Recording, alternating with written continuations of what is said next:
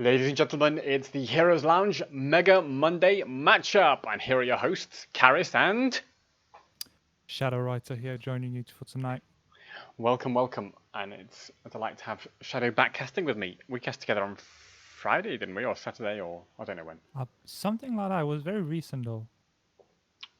Yes, well, that was on my channel, Hot Karis. Short plug there. But but today we're here on the big channel, Heroes Lounge itself, for the Heroes Lounge Mega Monday matchup. And we've got a really interesting match because it's Division 2 and it's hashtag We Are the Problem versus 21 Esport. Right. So for those of you who don't know, Division 2, there's 19 teams currently in it. And the ones that are playing tonight, We Are the Problem in 21 Esports. They are taking the bottom two positions in that division, which by no means does that indicate that they're bad teams, because Division 2 is pretty high up there, isn't it, Karis? Yeah, Division 2 is the second highest out of 7 divisions. So yeah, let's say they're teams that are in a tough division, and it's obviously been tough for them. I do know that both of these teams have really been trying to kind of make a dent into the division, but it's tough so far. I believe We Are the Problem, hashtag We Are the Problem, are, I was going to say undefeated, but I meant the opposite. Like, totally, like they haven't won a series yet Have this they not? season. Because on my chart, it says they have won 2 matches in Uh, 5 positive wins, map wins. I hope I haven't got them the wrong way around. Um, I think you do. okay, But even if you do, 21 esports have no, one. but hang on, but one of those is free wins, so don't forget Okay. that. So what I Right, mean is, yeah. 21 Esport got a free win. You're right, it is 21 Esport. I was thinking of who haven't Yes, yet they won a. did get a free win. So it's 21 Esport who haven't won yet, They've but been struggling so far, yeah. But I mean, if there is any chance 21 esports to break that record of poor games, it will be when they're playing like another team in the bottom end of the table, such as We Had a Problem. yeah, and I think that is neither of these teams going to be feeling too optimistic about their chances of making it to playoffs. I think it might even be impossible at this stage for them because they're fairly low down on the table. But they are, as you say, going up against other teams from the bottom of the division, and therefore both of them probably have a pretty good chance coming into this match. There isn't really an underdog when you're both kind of at the bottom of the division, so it's a tough situation. Right, talking about those teams, should I be worried that none of them are No, I replying to me think in they're this? just Oh, running there five we minutes go, late. Tally. I Yeah, think, yeah, they're just a few minutes late. so they're starting map draft now, but I've got some interesting insights about Division 2 because I've been looking into the amount of heroes and the kind of hero pools that different teams are playing and how broad that is. So if we take a look at the stats here, you can see the teams in Division 2 ordered by how well they're doing at the moment, and you can see We Are the Problem and 21 Esports at the bottom there. But actually, you'll notice that there's a big difference in kind of the range of hero pools. So the biggest hero pools, like Sauna Tent and Battle Beast Boys, 32 different heroes played in 6 or 7 rounds, doing, really showing a lot of different heroes there. At the opposite end, you have Smoke Extraordinaire. I should point out they've missed 2 matches, or rather, they've got 3 wins for 2 matches. So that's why they've only played 20 heroes. But most, around 28 is the median. Quite a decent hero pool, but more importantly, there doesn't seem to be any kind of relationship, just looking there, between the total number of heroes played and kind of how well you're doing in the division. I was sort of expecting maybe you'd see broader hero pool doing better at the top, but then it just didn't. The stats just don't seem to suggest it. I mean, what's your gut feeling, Shadow, about how hero pool affects performance for a team in Heroes Lounge? I mean, in a way, I think it's really fascinating because I think it works very differently depending on how skilled you are at the game. So, for example, take our teams made of grandmasters and masters. They'll probably have large hero pools available to them, and they'll still have comfortable picks naturally. But as a rule of thumb, they'll know most heroes, how they function, what talent builds are popular right now. On the other end, we have like say mid-ranked players, lower-end players. Now, while they might not be still familiar with the game, it could go either ways. They might have comfortable picks and they stick to like one or two picks only, or they might just play anything. And as Karis pointed out earlier, there isn't really a lot of what's the word in English? Let's say relationship between how much a team varies their picks and how much they win. Because if we look at it, Donna Fedoras, which are currently Division Two's leading, I believe they are the leading team. Yep, Yep. they have what is that? 29. Yes, that's pretty much average. 28 is 28 is the exact median for the. It's about average. So we see like teams on both ends of the spectrum with a few more 32 like Diaz, and then Extraordinary who've missed a few matches. But all in all, there isn't that much of a difference. So Transparent's made a really good point in the chat. He was saying a broader hero pool can mean you know more heroes, but but actually using less might mean you know, show you have a better grasp of the Hmm. meta and what's hot right now, and you know what does well, and also have more tightly controlled drafts as well. Don't forget that. Like if you're in charge of the draft and you're really out thinking your opponents, then you can maybe manipulate it into getting the same heroes that you want every time. So that's another aspect to it. So that's how this comes into high level play. And don't forget, Division Two is pretty high level play. So I mean, we have grandmasters in there, don't we? yeah, exactly. Well, and so some of these players, even you'll see today, the EPKK ones, have played at a high level in Heroes of the Storm in previous years, and now they've sort of played a bit more casually.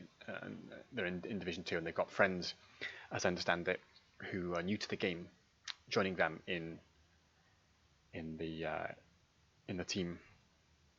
But yeah, so it's definitely Division Two is somewhere where you get high level players, and there will be a lot of high level draft analysis going on in the uh, in the teams today. So Karis, before you go on, we've got the teams banning maps already. Should we just run quickly through the map pool for those watching that don't know the current well, map pool? yeah, okay, let's take a look. I think Right. only two maps banned so far. What are they? What's been banned so far? Shadow Writer. Right, so we had a problem, hashtag we had a problem. They've banned first and they've got rid of Sky Temple, which is quite a popular map in Heroes Lounge, I believe. Of what Sky Temple? Did you say? Yes, Sky Temple. No, it's not. Oh, you mean the ban is Is it popular? not? I mean, No, no, as a it's ban, as a ban, it's as a popular. Like a lot of yeah, people. as a ban, you don't see Yeah. a lot of it No, you because don't it's see a lot often of Sky banned. Temple. Exactly. No, Yeah. you don't really. And then we've got 21 Esport banning Cursed Hollow, which is another big 3-lane map. And then the counterban from We Are the Problem is Garden of Terror, which is another map we don't see too often of, but for entirely different reason, I think, Aris. Yeah, Garden of Terror. I think that's because it's not played in the ranked rotations. One aspect, but also, yeah, as you say, it is a kind of macro map that teams maybe don't want to deal with that kind of. There's potential for cheese and stuff like that. Dragon Shy getting banned out here. Um, I think that is slightly interesting. It's not so controversial a map banned out by 21 Esports in this case, and we do know it's. Well, you and I banned it yesterday in our match against the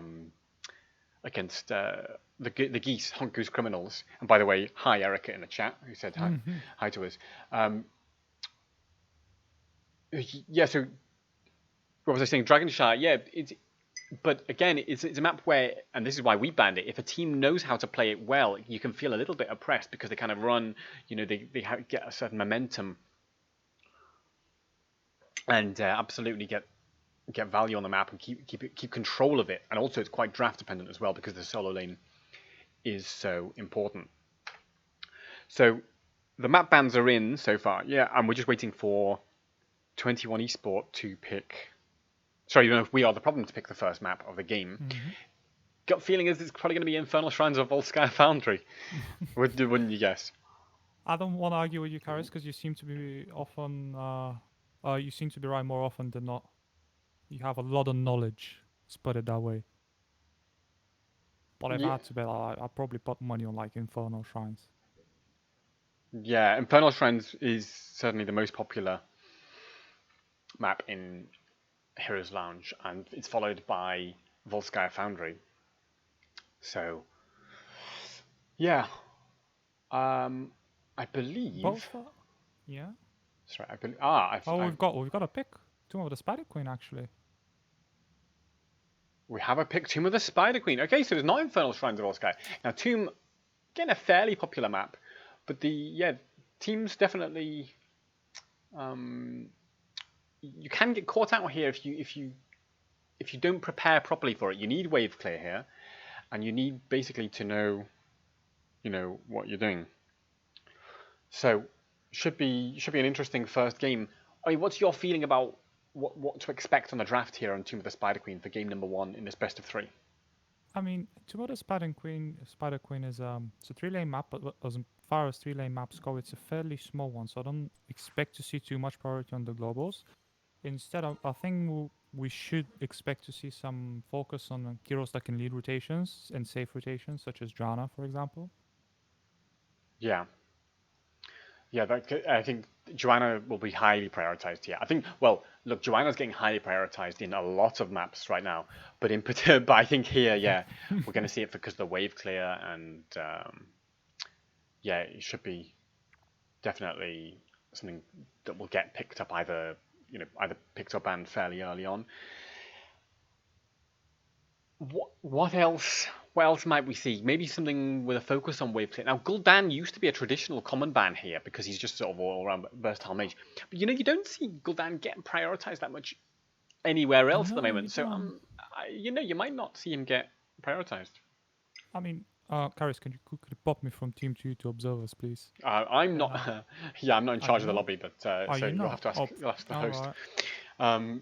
But the yeah, so Gul'dan, yeah, Right. he's Yeah. fallen out of favor a little bit in the meta. He has. I personally play a lot of healer, so I like to do Rhaegar onto Tomb of the Spider Queen because wave clear is so important on this map, and Rhaegar easily has one of the best wave clears in the game as far as healers go.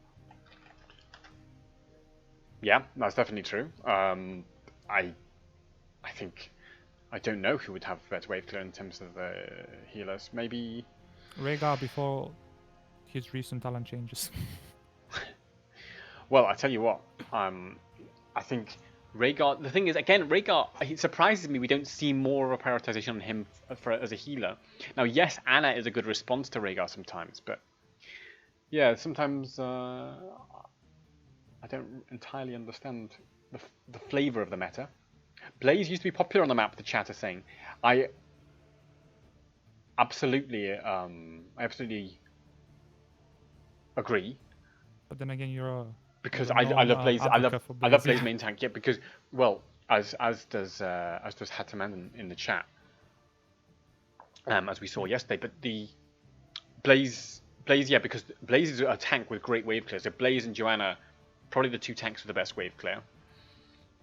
Stitches also has a great wave clear, but he's unpopular for a variety of reasons. But he is good on this map potentially because of the long, because the geometry of the map, the long corridors that are sort of perfect for predicting where somebody will run, so you can get a hook. So if there is a map for Stitches, it's this. So maybe we'll see something like a Stitches couple. I doubt it because as far as I've seen, neither of these teams have ever played it. Have you got any stats on what the favoured tanks are of these teams playing today? That would mean that I am fully prepared, Karis, and you know me, I'm never fully prepared. Well, don't worry if not. But I've got some general stats, but I can't really give you tank figures. well, okay, give us some general stats then. What can we expect from these two teams? Right. My general stats have disappeared. Brilliant. Okay. What happened? What happened? Karis, save the day, please. General stats has been demoted in the army to lieutenant stats. So we're going to go into the draft. It is best of 3. Here we are in the lobby of Tomb of the Spider Queen, as we have, I believe, 21 on the right side. Is that right, Karis? Yes, 21 esports on the right and hashtag we are the problem on the left. So, I'll tell you one thing we're going to get underway. We're going to have betting. So we will have that up and running in a second, but talk us through some of these bans as they come in, Shadow. We'll do. So the first ban we see from 21, it's a very standard one. Deathwing has been part of the meta ever since he came out. Now the counter ban Alarak, he used to be a very high priority in Diamond/Master level of rank plays, solely because how well you could stack and you could turn into this big DPS that, you know, if you can't kill, you just can't deal with. Although that said, he has fallen a bit off, but it seems he's valued high enough for where the problem to ban him. Now again, another very common meta draft coming for 21, which is the Oreo. Ever since the Resurrect changes, she has been dominating the healer pool in terms of best healers to look for. Yeah, I think the Orioles absolutely still a priority. I know they've nerfed the Resurrect a touch. I'm still afraid of it, and I think these teams are right to be as well. And there's the Joanna. Exactly. So Joanna, Deathwing, Alarak, Oriole. Nothing really surprising in these bans so far. But that means maybe we'll see a tank prioritization here. So you could be looking at an ETC. There's chat talking about the talking about the Blaze maybe for the main tank here, or even offlane. And one of the advantages of Blaze as an early pick is that he can flex either into tank or offlane role. But Kael'Thas is getting picked up, prioritizing a wave clear mage. Yep, that's another very popular pick in ranked drafts these days, Kael'Thas. He has been meta for a long time. He's fallen off. He's come back. He's one of those heroes that I think he's there to stay. He's not going anywhere. And on the opposite side, we see that ETC Karis was talking about, along with Anna, who is easy. I can say with like being fairly certain that she is in the top 3 of current healers right now, following that Oreo, of course. Yeah, absolutely. Anna, Oriole, there's definitely the priorities. Now Diablo, Lucio. Ooh, Okay. Lucio. Well, Diablo, I mean, this is already spiced. Look, Diablo's fallen really out of favor for a start. And he, against ETC, you know, Diablo will struggle because ETC can just kind of really keep Diablo at bay, and push him back when he tries to come in, and slide him if he gets out of position, really stun him, lock him down. However, here's the flip side to that. Right now, this is a great map for Diablo. The geometry of the map, the kind of topology of those surfaces. This is a team that knows about geometry. But Diablo can really easily find wall charges here, and the rotations allow him to get souls easily. The same goes for the Lucio. Well, not for getting souls, but for the wall riding. Lucio can get a lot of value, keep rotations very active, keep the lanes very fluid, and not consistently threaten the enemy. And I think that's what we're going to see, a very aggressive playstyle from that Diablo Lucio. Great picks, wouldn't you say there?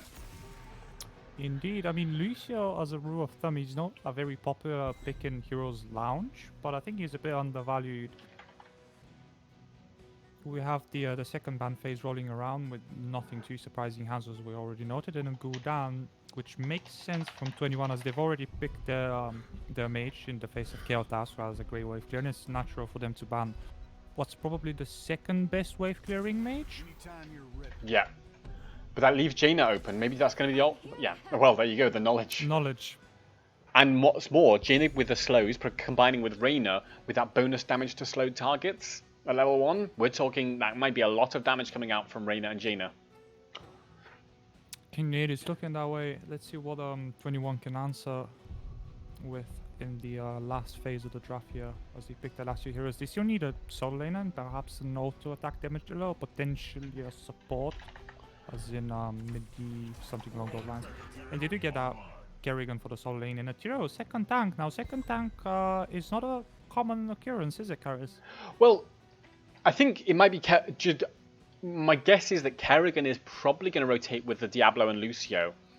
and the Tyrael's going to sit in the off lane and just play a bit more passive. It But could be, yeah. as you say, late game on, Tyrael's going to be very tanky and providing a lot of protection to Kerrigan and Lucio when they're going in with those shields. Now, I'm surprised, by the way, with that amount of shields, Lucio, Kael'thas, Kerrigan, Tyrael. I would have loved to see a Varian last pick from instead of the Leoric. Get a Varian going.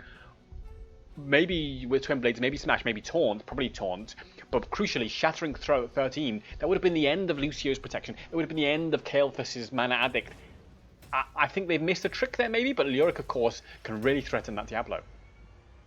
I mean, in a way, the Leoric makes sense because of the Diablo. As you said, he has a high health pool, and if you think about it, Tyrael, Kerrigan, they do have a slightly bigger health pools than most heroes. Because if you look on the blue side of things, they've got like low health pool heroes.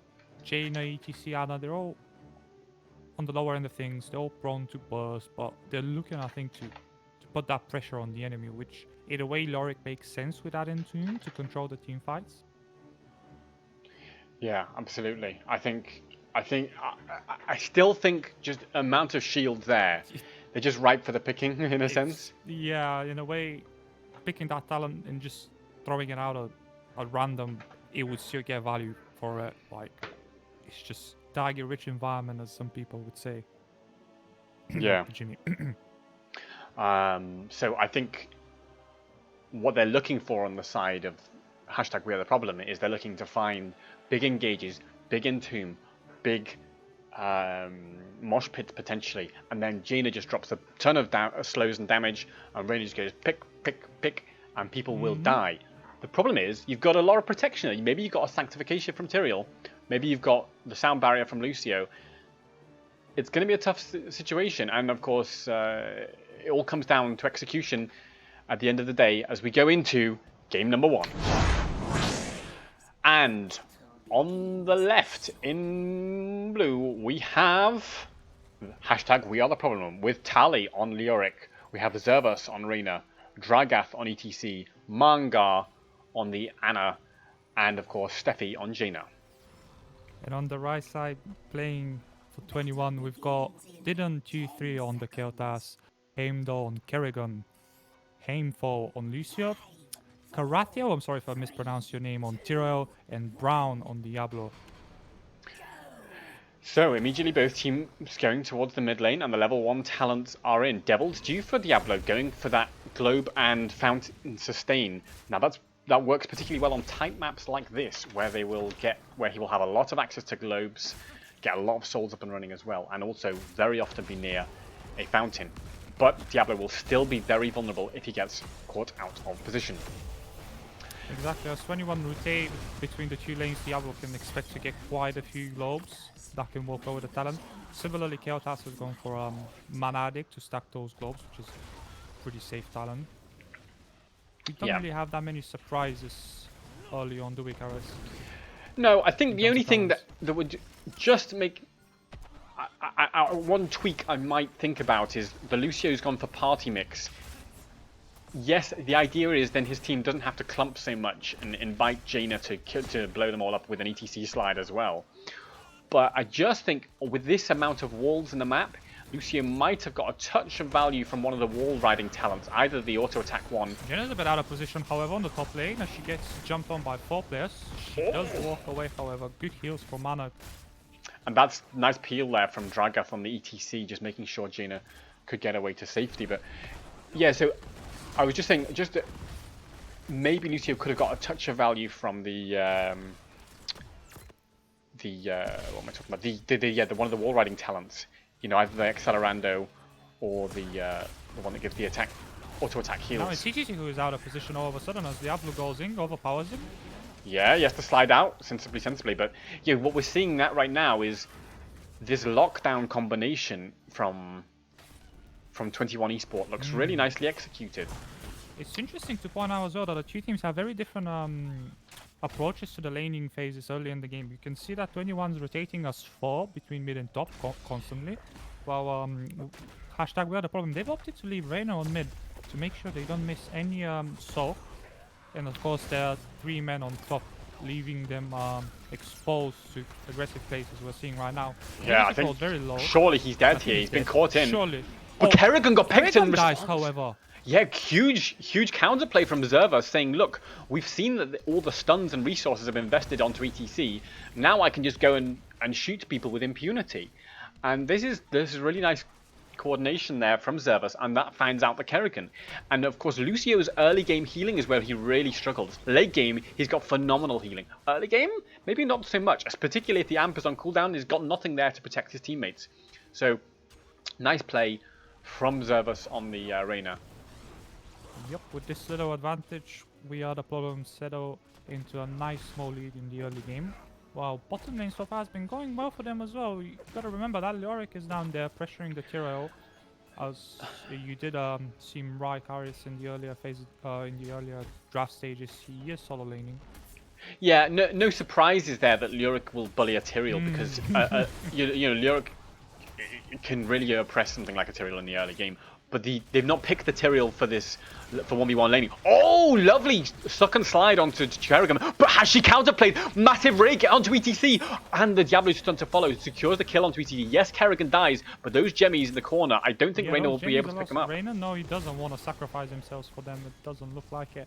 I mean, I was just going to say that might have looked like an even trade, but as you pointed out, those gems lost. That was at least 12 gems, I believe, there. That's massive. You got to remember, 12 gems is like almost a quarter of the objective, and this early on is very important who gets more gems. Yeah, and it's also importantly, it just gave a little bit of a relief to 21 Esports, who have fell a little bit on the back foot so far because ETC is shutting down some of their engages. Well, here he's been taught a lesson. If he shuts it down too hard, he could get punished. As they go looking for Tyrael, actually, who's got to be careful because he's out of mana. There's one thing Tyrael is, it's a mana-thirsty hungry. Mana-thirsty hungry? There we go. You know what I mean. I know what you mean, yes, Karas. And 21 have picked their level 7 talents, and I think they might be itching for a fight, or at least they want to push around this turning in point, not to let we are the problem to get a free turn in. Yeah, this is the battle right now. Is both teams have enough to hand in almost. Well, we are the problem. One gem off. Okay, now they've got it. So it's just about controlling those points and who can play the mind games. Who can pretend they're handing in on one side and secretly send somebody to hand in on the other. Is Tyrael going to get away with this? I think he might. No, Leoric's there. He's going to sit out. Tali, well played. And Leoric is never really in much of a threat because he has his unstoppable. Walks away to safety for now. It's an interesting decision from where the problem. They've left Reyna on top again for most of the game, as soon as the laning situation swapped and became a rotation from bottom to mid instead of mid to top. Now he's a bit under pressure as Kerrigan walks back and where was I going with that? I don't remember. Karis, take it over. Well, I will tell you what's going on, and that's Jaina's handed in as well. So this is really nice play from We Are The Problem. Is they've been handing in 5 at a time. No, he's not. Never mind. He's got to be careful though. Yes, he's the Leoric and he'll come back soon, but he'll drop 15 gems on the deck if he does die right now. Yes, they can hand in anyway without him. Oh, there's the rake onto Jaina. Diablo turns over to follow up, but can Steffi get away? Huge sleep. Mangar. Oh, Lucio might drop here. Lucio's going in for that kill. He nearly gets her, but not quite as now. He is very overextended himself, and Reyna confirms that kill with a brilliant Q.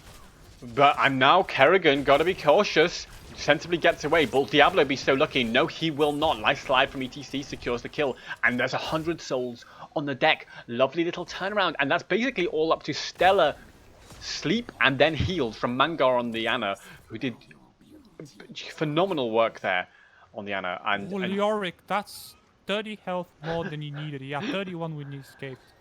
31. Cheeky from Tali. Now he has his tap, and he does have his Ossian renewal coming up soon as well, I think. So Kerrigan's very low. That was very offensive of her to go looking for ETC like that, and she drops. That's a ring incoming as I'm not sure the ring's going to get any value though, because yeah. So it looked like a kind of. I'm not sure if we're going in or no ring, but I'm gonna drop it anyway, so I don't miss the opportunity. Yeah, oh, sleep onto Kael'thas. Here's the mosh pit though! It's absolutely brilliant on point, and that confirms 3 kills for the blue team. Well, yes, it will be 3. It will surely be 3. There's no way Diablo's getting out. You're absolutely right. Yeah, phenomenal sleeps from Mangar on this Ana, doing godly work, securing the setups. Yes, okay, the mosh pit looks nice, but it was given to Dragath on a plate by that Ana. And there's Tyrael as well, and he had over 20 gems there, 25 gems on the deck. This is a disaster right now for 21 Esport, who are feeling surely very uncomfortable as they're 2 whole levels down, 2 whole forts down, maybe a third, and they've lost all their gems, and maybe Kael'thas is going to die as well. Didn't 23, got to be cautious, gets caught out. And that's the power of Ana. I mean, certainly that's why she's up there in the top 3 for healers as far as I'm concerned. She's one of those, I want to say aggressive healers, which you wouldn't think of Ana as an aggressive champion per se, because what does she have? She's just a healer, she heals. She has another heal, and she has a sleep, which is kind of alright at crowd controlling. But if you think about, in terms of possibilities that she can set up for tanks, the types of engagements you can do, if you have an Ana on your team, it just becomes a very different game. But here's the thing, is that if you think about what heroes counter Ana, if you ask me what heroes counter Ana, I'd say Lucio, Kerrigan, Diablo, Tyrael. These are heroes who can dive and who give shields which can't be blocked by healing grenades. So does Transparent point out in the chat, but I think what we're seeing, while it doesn't prove that theory wrong, it's just... Well, it's phenomenal execution from Mangar. Yeah. Great play from Viana here, who's looking really, really strong. And now with a second hand in a row, one of them's going directly on the keep on the bot lane. Of course, there's no forts anywhere, but it's a really tough situation for 21 Esports to defend. Two levels and a talent down, no forts. I don't know how they get back out of this. They've got such an aggressive comp, but they can't really take the aggression when there's web weavers pushing in on every lane. And it's starting to look very worrying for them. It is indeed, as the top keep takes a lot of pressure. We've got even Hyperion helping in the siege, which is normally not what you see on Reyna, as it doesn't get too much value in team fights, but it certainly is helping with that top keep, and it seems like 21 have decided to sacrifice that top keep, which I wouldn't necessarily agree with them, because I think they had a good chance. Have they though? And they go to Diablo with the Apocalypse combination onto Reyna, but it just gets shut down in the counter Entomb. Dragath with the mosh pit immediately interrupted. Now there's maybe a kill on into ETC. Diablo in response, so 1-for-1 so far. Tyrael got to be careful. 22 HP, might get away with his life using the movement speed. Lyric chasing the Kael'thas, throws out the gravity lapse. Kerrigan jumps in, and for now they're going to sit back. 1-for-1 traded so far.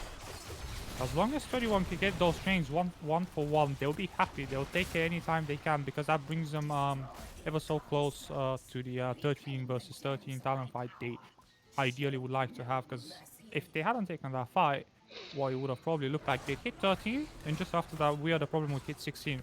But as it is now, they'll have almost a whole level time to look for this even talents fight that they're so desperately hoping for. Yeah, I think it's exactly the initiative that 21 Esport needed. Great call from them to say, look, we need a window back into this game. We've got to pry it open, and the crowbar we're going to use for that is the Apocalypse combo initiation. And by the way, every ult in the game was traded except for Sanctification, which is still available.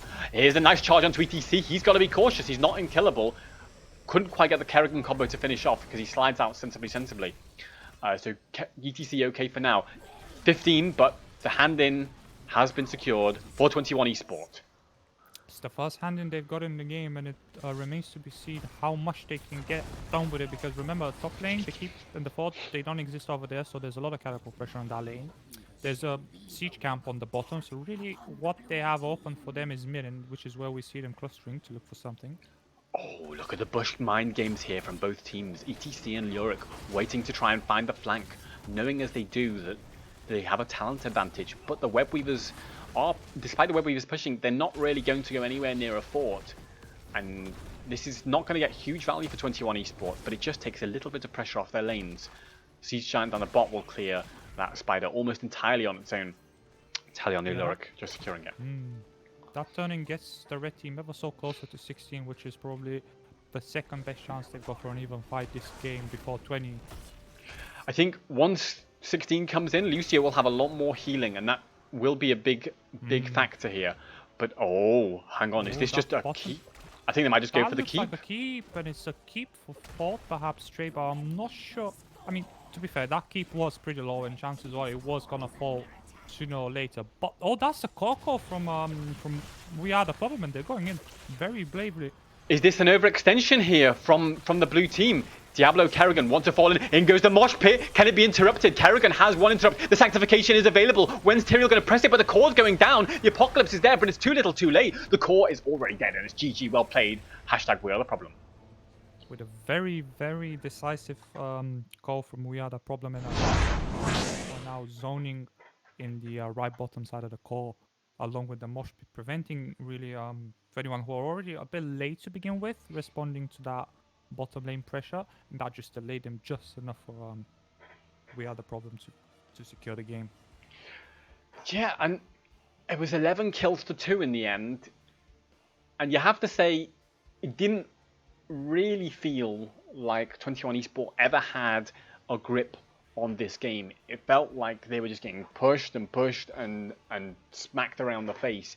And we talked about why wasn't there a Varian pickup in the draft. It just really wasn't needed there for We Are the Problem, because they had such pressure with the Lyric, with the ETC. There were just so many ideas to engage. And look, 21 Esport had such an aggressive draft, Diablo, Kerrigan, Lucy, Tyrael, that you have to say it feels like in that situation, what We Are the Problem have said is we're just going to take the fight to you. We're going to find the better engagers. Great execution there from them, and I think they'll be very confident going into game number 2. Yeah, I agree with you, Karis. I don't think that was a draft problem because on paper the drafts look alright, especially for 21. It was more. It came down, at least in my eyes, it came down to execution and that ability to decide when we want to do something on the map, when we have a good chance to do it. And as we saw later on in the game, 21, they started getting the feel for the game and they started taking the fights they needed to take. But it was, I think, a bit too late because they were already falling so far behind. It was very hard to claw back into. So perhaps moving into the second game, if 21 are feeling a bit more comfortable despite the loss, I think they might give us a better show. They may well indeed. So one of the factors is the map was picked by the first map. Team of the Spider Queen had been picked by the hashtag We Are the Problem, and so they obviously know how they want to play that map, and they looked pretty in control there. So 21 Esport have said, you know what, we're going to take map pick and we're going to pick up a map that we like, and that is Towers of Doom, and that is where we're going to be going. You're watching Heroes Lounge Mega Monday matchup. This is Division 2 in Europe. Teams We Are the Problem and 21 Esports, currently both at the bottom of the Division 2 table. Both of them eager to get themselves off that position with a win here today. And so far, it's 1-0 up to We Are the Problem. That it is, Karis, certainly. And as we head into the second game of today's match, we get Towers of Doom, which is a very different map from from any other map really, because Tower of Doom has a very unique mechanic where you can't hit the core obviously straight on. It's all about those objectives. Whereas on most any other maps, if you're winning the team fights, you can kind of ignore the objective. Sometimes it helps you, sometimes it doesn't, depending on your draft. But here, everything comes down to your objectives. And I want to say controlling that bottom lane is certainly very important, isn't it? Yeah, so I think you're absolutely right. Both the players on this map tend to try to prioritize control of that bottom lane because you can have core pressure from the sappers there, and also it is like one of the corridors into the bottom 2 altars. So typically, that's the way you see these teams play, is prioritize that, and often you see a double soaker who goes mid and top, or you have 1-1-3 or something like that, or keep the lanes a bit fluid. But because of the scale of the map, usually you have something like a Malthael or a Zul or a Dehaka who can soak mid and top, and then you have 4 bottom, and they put a lot of pressure on each other. Of course, that's the ideal, but both of these teams will be trying to disrupt each other's strategies. You gotta remember, while double soaking, it does remain a very popular choice in this map. We shouldn't rule out globals. Heroes such as ETC, but not only. So, say for example, Falstad the Hacker, they might get some how do you say that?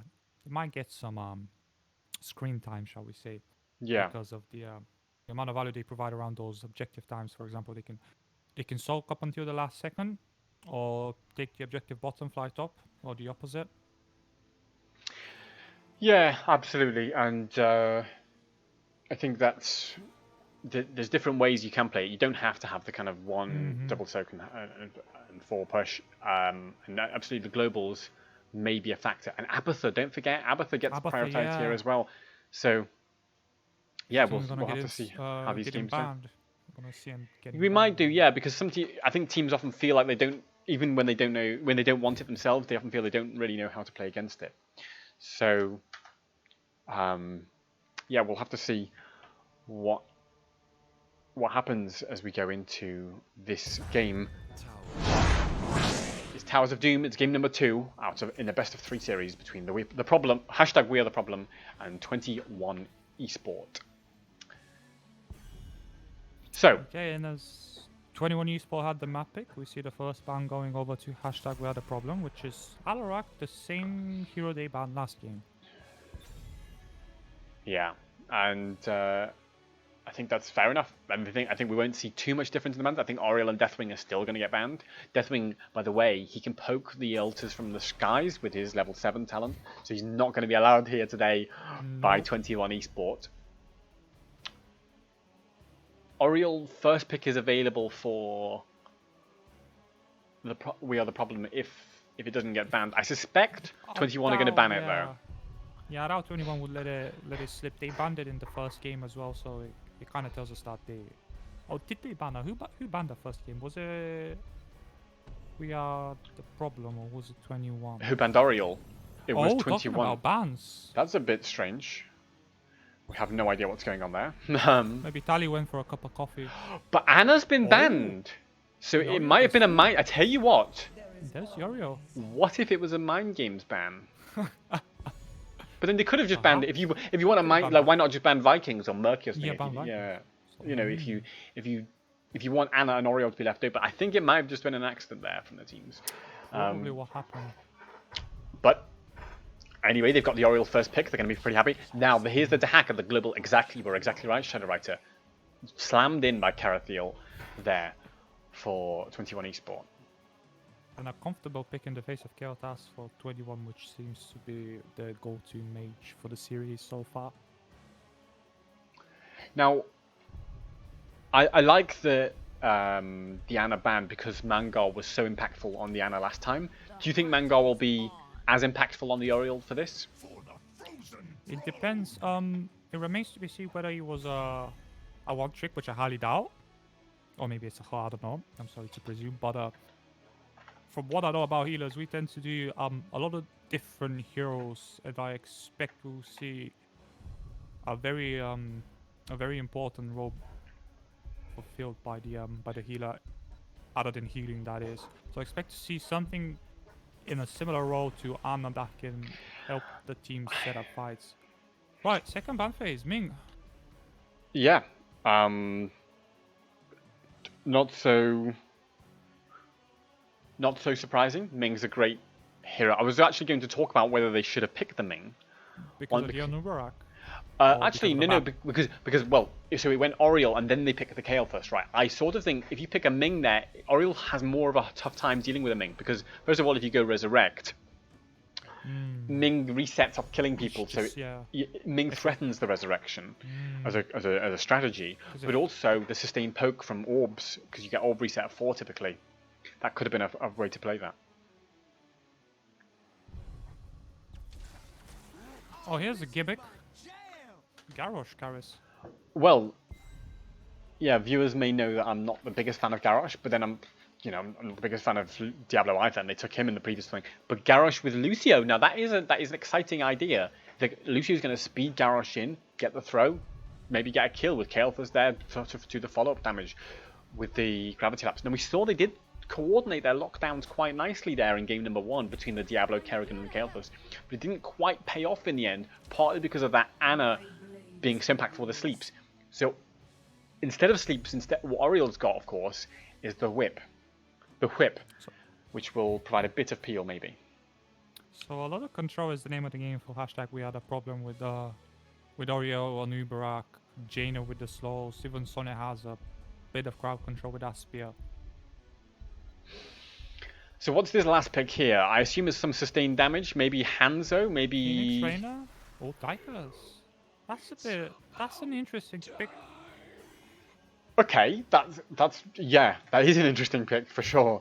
I was not expecting that. Let's be honest. By the way, we're gonna have betting on who's gonna win game number 2. So you've got 6 minutes starting now to bet on who you think will win game number 2. Exclamation mark bet A and a number of points to bet on We Are the Problem. Exclamation mark bet B and a number of points to bet on 21 Esports. If you want to see how many points you got, type exclamation mark points. And they're different points, I should point out, from the chat points that you can see below. They're not those. They're separate points. There's different pools of points.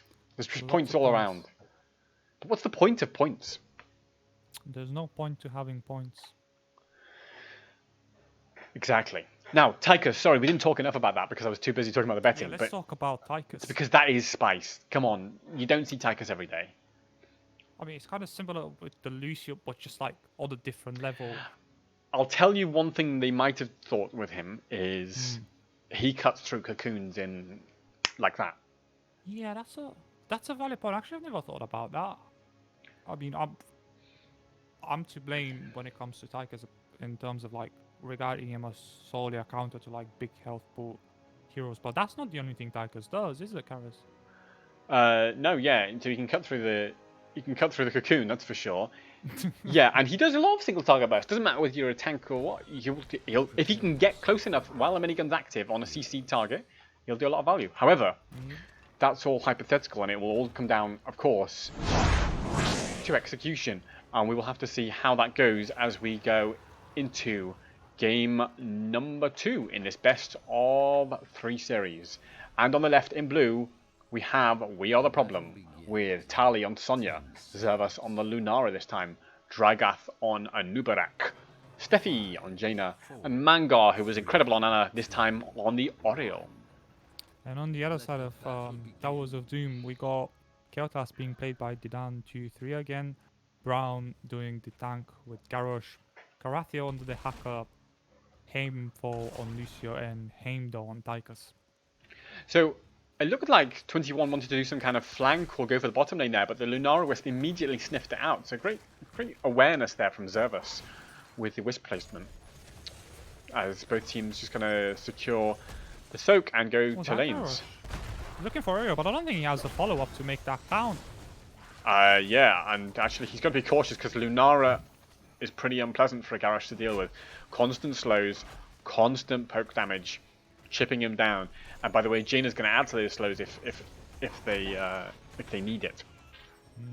So level 1 talents, fairly solid from both teams. Now, here's a crucial factor. The hacker did go for the enhanced agility at level 1. That almost certainly means he's going to try to double soak, to soak top and mid as soon as he gets his essence up and running a bit, because then he'll have the movement speed to really rotate quickly between those 2 lanes. For now, the red team are soaking mid, using the 3 and letting Tychus soak the bottom. But that's given a window for We Are the Problem to get this camp. Or has it, as Garrosh is thinking about coming in. And the hacker, don't forget, has global. The steal! Absolutely huge steal. And now Anubrak's got to be careful. Anubrak's falling down. Yeah, he's dead. And Sona's suddenly overextending. She's... Got to be cautious. Hang on, is she overextending? The living bomb's there, but the stun I think cuts in. Yeah, she might be. I believe she is. Throws available. But hang on. Tychus is taking a lot of poison damage. I think he's fine, though. Fine is a bit of a stretch, but yeah, he's alive. Calculated. He's calculated. Yeah, well, yeah, I suppose if there's nobody on you, then you've played the right limits of your hero. And wow, what an engage here from 21 East, but already showing that aggression, that initiative that we wanted to see a bit more from them in game number 1. And here they're looking very nice indeed. Level 4 talents are in for them, and they did, of course, secure that structural advantage in that bot lane, which we talked about being so impactful, and now they've got their own camp rolling. Level 4 talents are in. Unstoppable for Garrosh, of course. The one who collects the minions essence for the hacker as Anubrak burrows away from the Tychus. I mean, as Karis pointed out earlier, we do see the race card, the hacker soaking mid and top, while hashtag We Had a Problem, they've opted for 1 laner in both mid and top, leaving them with a 3 against 4 on the bottom. Lunara is looking to join her team on the bottom as she gets Crown Barrier for that energy. The cam will probably get cleared away. This one isn't gonna get too much value, but you gotta remember the objective is spawning in 10 seconds. Wait, few sappers go through actually. Did the second one blow up? I think only one of them managed to hit the tower in the end, but yeah, still some value. You know, given that there's no sappers available for the blue team, you know, and that tower's falling low. Yeah, it's not down yet, but that'll fall in due course. As Anubrak goes in, tries to catch onto Tychus, does manage it, but Garrosh is there to peel, and Anubrak's used his burrow already. So what's he going to do when he gets thrown? Nothing. He's going to die. Is what's going to happen. Now it's going to be a 5v3 without Anubrak dead. Here he comes, tries to zone, and remember he has the move speed, of course, which allows him to engage so fast if he can get there and not get whipped out by Oriel. But for now, the fight's over. The ult is secured. 2 altars for 1 in favor of 21 Esports, who are back in this match, and they really want to take this map win. The interesting thing is, as much as we had a problem, I've struggled with losing heroes early on, they've managed to stay even in XP, which is quite a hard thing to do in this game. Well, that's because of look at the minion difference. 2,800 more minion XP soaked by We Are the Problem. Despite the hero kill advantage, despite the camp advantage, despite the structure advantage, they're still ahead in XP. But Anubrak, are you going to make it another hero kill? There's the throw. The gravity lapse doesn't quite connect though. But Trigath, can you die to the Tychus anyway? He looks dead. This is just great. And look at the value of Heimdall on this Tychus. We talked about, you know, it's an unorthodox pick. You don't see it every day. I get the feeling We Are the Problem and not prepared to deal with this. And Heimdall playing phenomenally on this Tychus. And just cutting through with the bigger they are, Anubrak's health just disappears. And here's another camp going over to 21 Esports as they steal We Are the Problems camp for the second time this game. Yeah, now they're starting to really show some momentum here. 21 Esports, you know, not out of this series by any stretch. Level 7 talents are in for both teams, and they've reduced the XP deficit by getting that kill on the camp. Despite being down in minion soak, they're just showing aggression and control of the map so far, and that's very important here on Towers of Doom. Party mix is stacked to Lucio. Kael'thas going for the burned flesh, the percentage damage on that flame strike if he can hit 2 heroes, and that will really start to punish Anubrak because that percentage part won't get blocked by the spell armor. I mean, you can't forget that in a way on this map you can treat your core health as a resource, but hold on a minute, Sonya gets dunked into the back line, but she is fine as she spins to wins, and it's actually Lucio who falls down, and suddenly 21 are on the retreat here. Yeah, and maybe Sonya can finish off Brown on the Garrosh. Yes, beautiful damage, but has she been punished for it? The tongue, there's the running gun from the Tychus, has the minigun available, the grenade, but the heal from Oriel just in time. It was a very close fight there in the last possible moment. It went bad for 21, which is I think the opposite of what they wanted. Well, obviously, but doubly so because of how close 10 is. I think it was just a slightly ambitious tongue in from Carathiel on the Dehaka, who but that's not an ambitious one. Ambitious. No, that's absolutely perfect. That's finger licking good, if you pardon the cheap control. Sonya looking good, exactly. No, because until level 10 they don't have much CC for the Sonya except the tongue, and so if they tongue her in and they don't kill her immediately, then she's just going to spin and she's going to start getting value. And that's what we saw in that previous fight. But now with Sonya dead, there's a window back in here for 21 Esports. 5 kills to 2 in their favor. They're absolutely dominating the gank game. The camp is up for We Are the Problem in 30 seconds. There might be an invade when that happens because by then, 21 will be level 10. 10 rolls around the corner for 21 Esports as well. And we see Phoenix on Kael'thas, which is not too big of a surprise. Pyroblast doesn't get picked too often. Warlord's challenge, on Garrosh, which is their main source of crowd control at this point, I believe, Garrosh, isn't it? Yeah, and that's going to be the way they deal with Sonya. If Sonya gets tongued in again by Dehaka. On the other side, we have Leaping Strike from Lunara that will allow her to jump out if she gets thrown in. We have the Wrath of the Berserker from Sonya, will allow her to keep going and means the tongue doesn't last as long. The Resurrect from Oriel, we know how impactful that could be. The Ring of Frost from Jaina again, looking for those big plays, and of course the Cocoon from Anubrak, who's going in now. Cocoon's the Garrosh. Tychus could cut through it in a second with the help of Kael'thas. Again, the Living Bomb is there. I think Garrosh was happier in the Cocoon, but wait a minute, that's a massive tongue coming out, and the ring doesn't hit too many people, only Lucio. Yeah, and he's still alive with the help of his sound barrier, and just about manages to avoid the Sonya, who gets stunned in the Flame Strike and dies. The Resurrecto coming out onto Jaina, but is it just going to be a second Jaina death? Position, isn't she? She's right next to Tychus in the tank. Yeah, There's the no way you tongue wanna onto be as a Oriel, lane. and now there's no self-res available for Oriel, but Lunara just taking names at the back, starting to cut through member after member. Can this be a 2v3 here? If Anubrak can go down to the Tigers, I don't think there's anything left.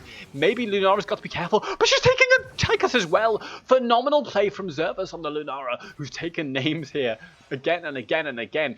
Beautiful damage. Dahaka's got to be careful because Kael'thas had to go and tap.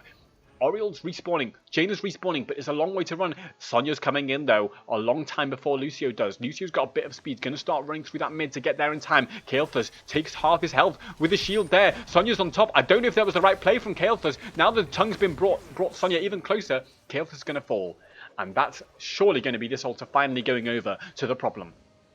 I think it's a bit of a miscommunication that we just witnessed from 21 as we had a problem made the best out of a suboptimal situation. They're stalling for as long as they could with that brilliant play on the narrow, of course utilizing her Z special ability with the extra movement speed to polka that altar until her teammates were back alive, giving ultimately the objective to We're the Problem. Yeah, I think they've underestimated this Lunara throughout the whole of that fight. By the way, let's And take now a they look. had a camp.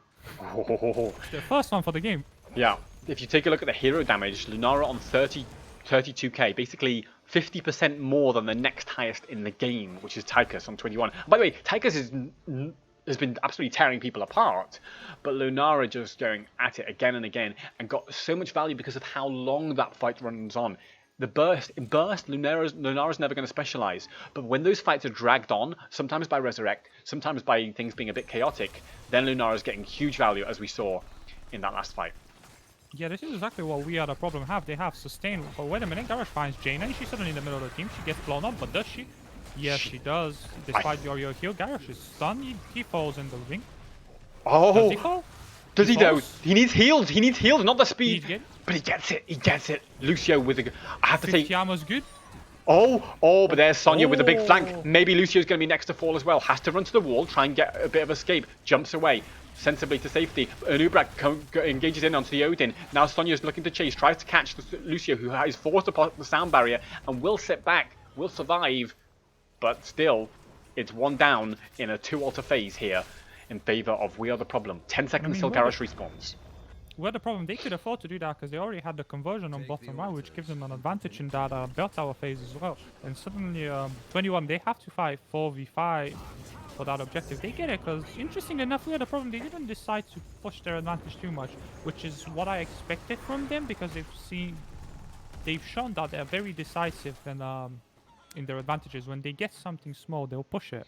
They'll milk it for their absolute utmost. Absolutely, but I think they're and you're absolutely right about them. And I just think maybe they're feeling we don't want to throw this. They've got a lead. They're winning team fights when they take them. Oh, but Anubrak burrows in, gets thrown. Maybe he's been taunted. Maybe he can go down. But Jaina is splitting the damage. Here comes the Ring of Frost. Catches only onto Garrosh. These cocoons are having a bit of anti-synergy with the Ring of Frost because Lucio's getting cocooned just before the Ring of Frost.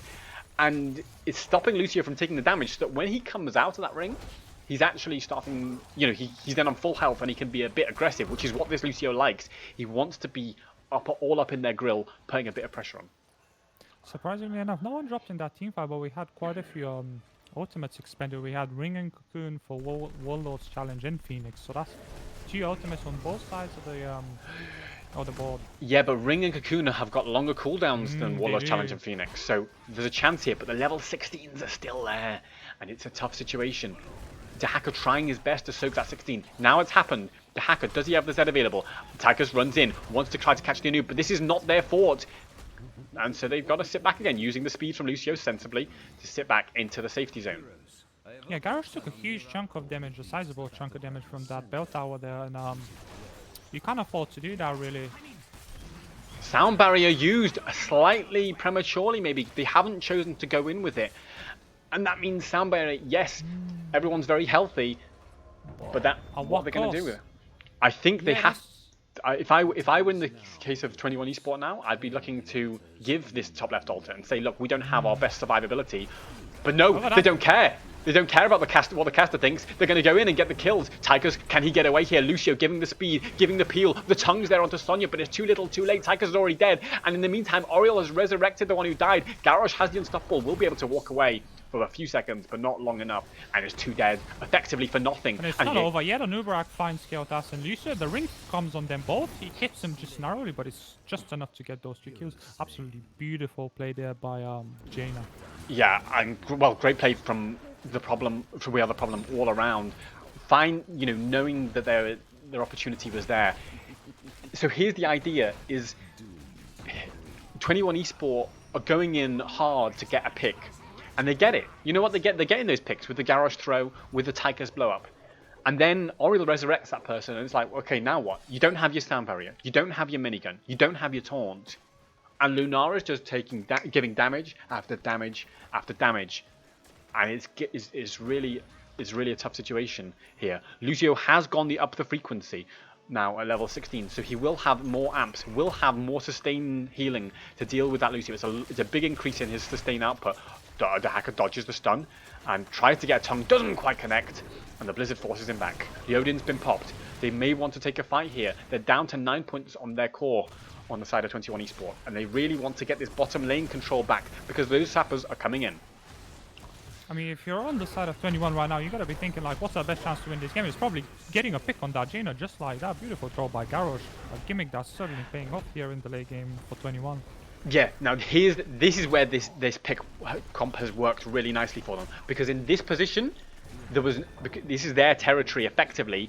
There's no way that Oriel could come in and res Jaina without, you know, making it a second kill, as we saw earlier in another fight.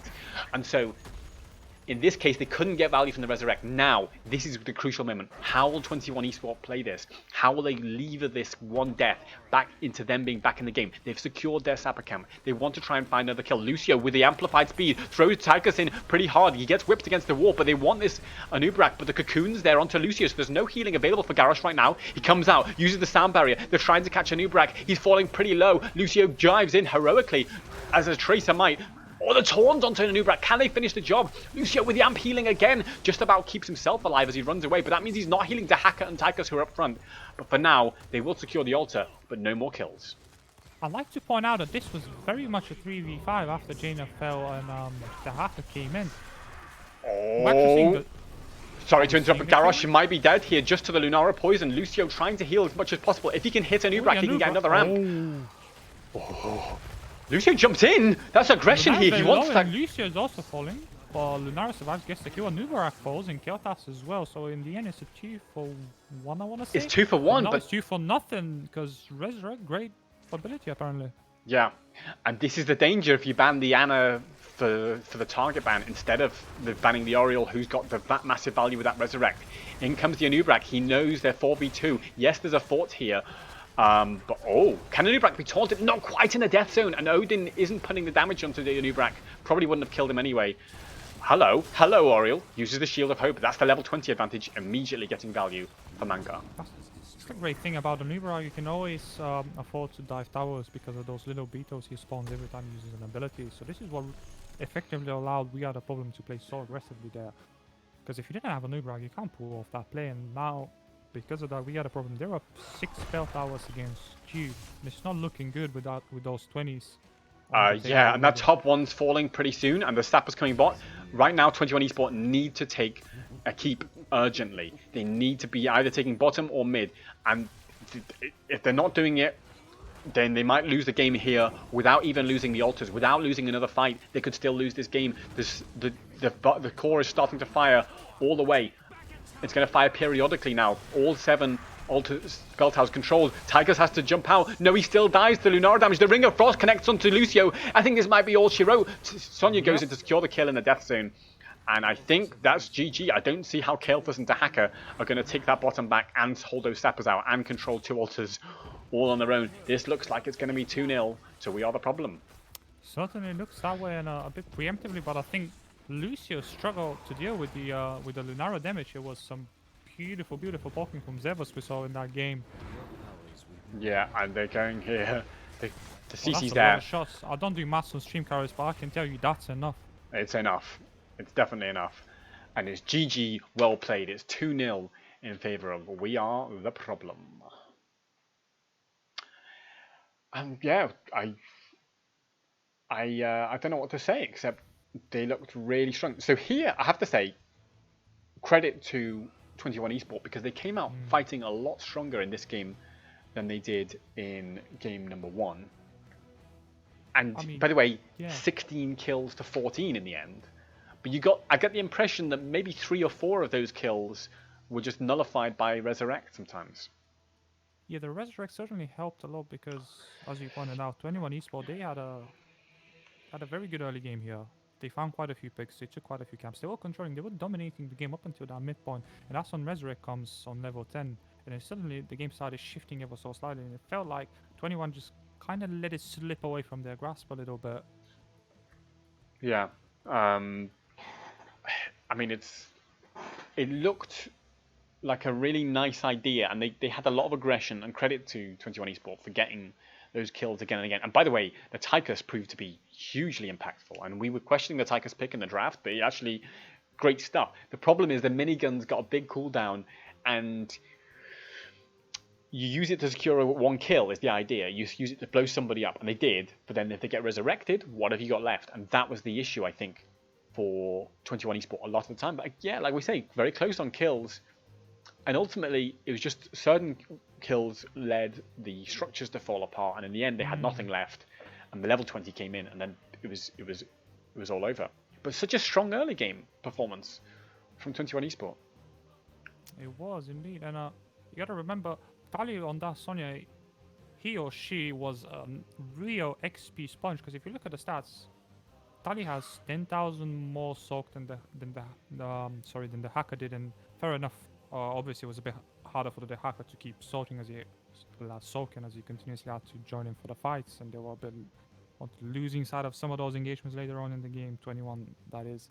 Still, 10,000 XP is a massive difference. It is a big difference, yeah, and it was probably one of the deciding factors in this game because, of course, they got to level 20 before 21 Esport did, and 21 Esport had no answers at that point, and that's when the structures fell apart. As soon as the level 20 was in for We Are the Problem, they just took bottom, mid, top, bang, and that was the end of the game. So, credit to We Are the Problem for a phenomenal performance.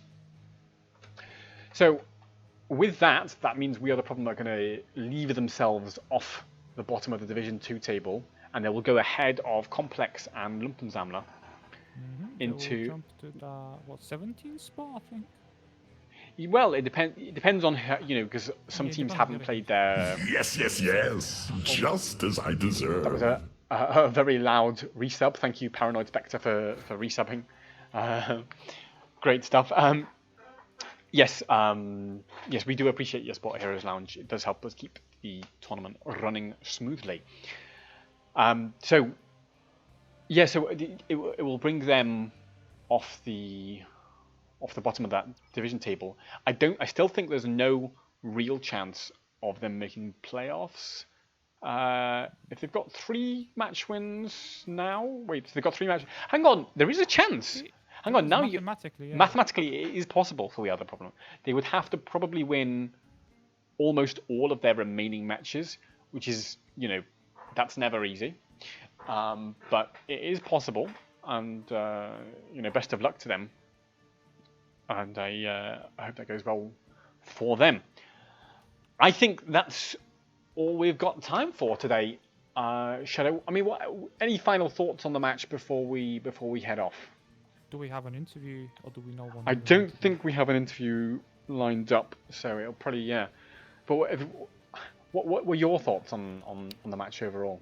I mean, despite the end result, which it was 2-0 for We Are the Problem, I think we had some good heroes at the Storm tonight because it was a Division 2 game, and 21 Esport they did have some good moments, especially with that surprise Tychus pick in the early game on Towers of Doom. Yeah, and I think the Tychus, because we were surprised by that, and we were surprised by Lucio, but actually they made those heroes work. In the end, it didn't quite fall together because We Are the Problem really showed, and for me the MVP would have to be Mangar across the 2 games, who played the healer, played the Ana in game number 1 so phenomenally with those sleeps that stopped that hard engage, and in game number 2 with the Oriel Resurrect value that responded to the hard engage after it happened. So credit to Mangar, the support player there. Would that be your vote for MVP as well, or any other Yeah, contenders? I mean, I'm a healer main Alhaz, so medal goes out for that amazing Ana performance we saw on the first match here today. Well then, on that bombshell, I think it's time for us to end the Heroes Lounge Mega Monday matchup. But if you want more Heroes Lounge, there's stuff going on over on Yoshi's channel, twitch.tv/YoshiTales with a 1 instead of the I. But I'll raid you over there in just a second. Shadow, where can people find you on the internet if they want to watch more of you? Right. So funnily enough, I'm a co-caster for Heroes Lounge, and I stream Last Shadow Writer on Twitch. Every now and then I stream a bit of ranked, even though I'm not ranked too high. I will drop a link in the chat for those interested. There you go. And you can find me at twitch.tv/hotcaris. And I stream semi-regularly. In fact, I stream Tuesdays, Thursdays, Same as me. and Saturdays. And so you will see, if you want to see more of me, you can follow me over there, or you can follow me on Twitter at hotcaris. But for now, that's all from both of us. Thank you very much for watching, and we will see you again next Monday. It might not be us, but someone will be here next Monday on Heroes Lounge for the Mega Monday matchup. Or we've always got casts going on a variety of channels. You can check out heroeslounge.gg/calendar for more information on which casts are coming up. But for tonight, it's good night. See you guys and girls.